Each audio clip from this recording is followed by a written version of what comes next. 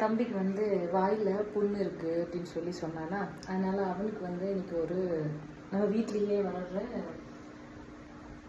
மிளகுத்தக்காளி கீரையும் மிளகுத்தக்காளி பழமும் பறித்து கொடுத்தேன். இப்போ கீரை வந்து எப்படி செய்யலான்னு நம்ம பார்க்கலாம், சரிங்களா?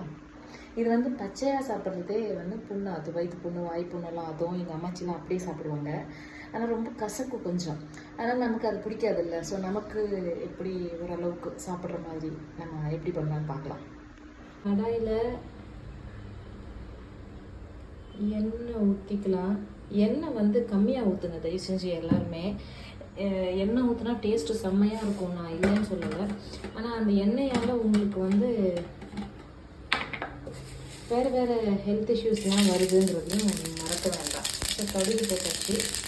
இதில் வந்து சின்ன வெங்காயம் சேர்த்துக்கிறோம், ஏன்னா சின்ன வெங்காயம் மெடிசன் பர்பஸ்க்கு ரொம்ப நல்லது. மிளகா போடவே இல்லை. இதுக்கு தேவைன்னா